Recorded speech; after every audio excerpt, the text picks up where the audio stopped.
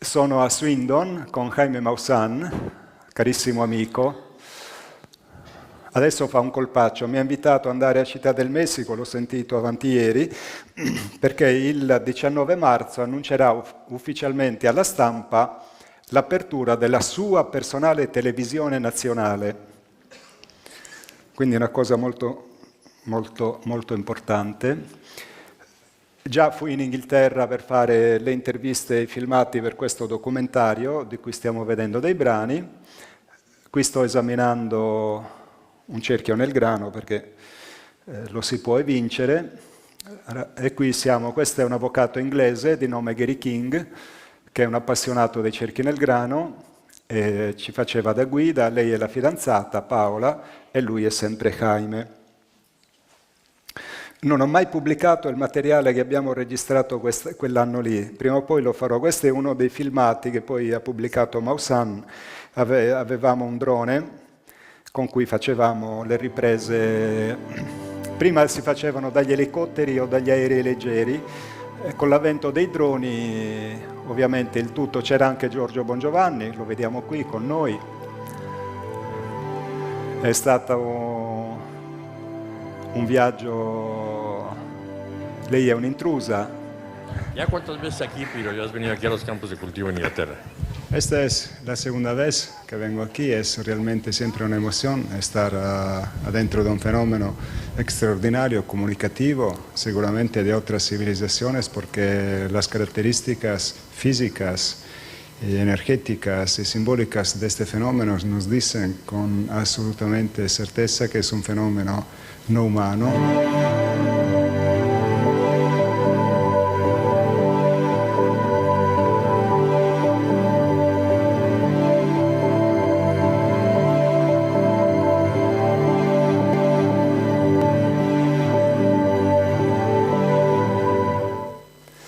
Un po' di dietro le quinte. E anche i cerchi nel grano, che sono ovviamente fatti dagli extraterrestri, annunciano il contatto. Questo è il pittogramma, vengono chiamati anche così, pittogrammi, agroglifi, che sono termini diciamo più tecnici. Cerchi nel grano è un po'... nasce da quella persona che è stata vista in mezzo al campo, mi ha detto: oh, cosa cerchi nel grano? Cerco dei cerchi. E quindi da lì è diventato cerchi nel grano. In realtà era: cosa cerchi nel grano? Cerco dei cerchi. Battutaccia, vabbè. 23 maggio 1990 compare questo simbolo che determina ai ricercatori che il fenomeno era un fenomeno a sé stante, perché fino a quel momento comparivano piccoli relativamente, considerate che questa è la traccia che lascia il trattore, quindi un essere umano è grande forse come la luce del puntatore, sono quindi decine di metri, ma rispetto alle figure anche di 90.000 metri quadri che sono apparsi, comunque sono piccoli. Apparivano piccoli cerchi fin dagli anni 60 e siccome c'erano casi come quello di Billy Meyer, che aveva fatto vedere punti di atterraggio delle astronavi nei prati della Svizzera, dove lui aveva i suoi contatti con i pleiadiani, con quella bellissima gnocca che è Semiase. Io ho conosciuto il figlio di Meyer, che si chiamava Mathusalem Meyer. La mamma era greca, quindi la moglie di Meyer era greca, sembrava la personificazione della fidanzata di Braccio di Ferro, Livia. Semiase era uno splendore di ragazza, alta, bionda, molto formosa. Meyer si era innamorato di lei. Mi disse Mathusalem, c'erano liti in famiglia terribili a causa di questo fatto. E quindi compare questo cerchio nel grano che rompe col discorso prettamente circolare fino a quel momento. Addirittura i primi ricercatori che diedero fama internazionale al fenomeno furono l'ingegnere inglese Colin Andrews e il ricercatore Pat Delgado. Colin Andrews è stato quasi un amico, diciamo, siamo frequentati parecchio negli anni 90, e loro fecero una delle prime pubblicazioni quando ancora i cerchi nel grano erano solo cerchi, infatti si chiamava Circular Evidence, cioè evidenze circolari. Il libro fu un bestseller e fu letto anche dalla regina d'Inghilterra, si sa.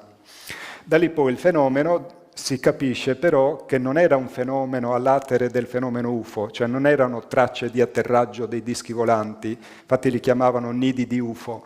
In realtà era un fenomeno a sé stante ed era un fenomeno comunicativo attraverso il simbolo, e questo simbolo proprio annuncia il contatto che sarebbe avvenuto, perché vedete manca ancora un pezzettino affinché si unisca e formi questo simbolo che significa unione tra cielo e terra o comunicazione tra cielo e terra, dove questa è la terra e questo è il sole. Qui lo vediamo grafito in una roccia, quindi è un simbolo delle antiche culture terrestri che evidentemente avevano contatti con le deità solari. Ma la cosa straordinaria che lega questo cerchio nel grano e altri al discorso delle profezie Maya è perché ai lati della figura unione tra cielo e terra c'è il numero 10 Maya, 10 più 10. Questo è il 10 Maya, sono le numerazioni Maya, sono 20 cifre, loro usavano un sistema vigesimale, quindi abbiamo lo 0, 1, 2, 3, 4, il 5 è una linea, il 6 è una linea, appunto, eccetera, eccetera.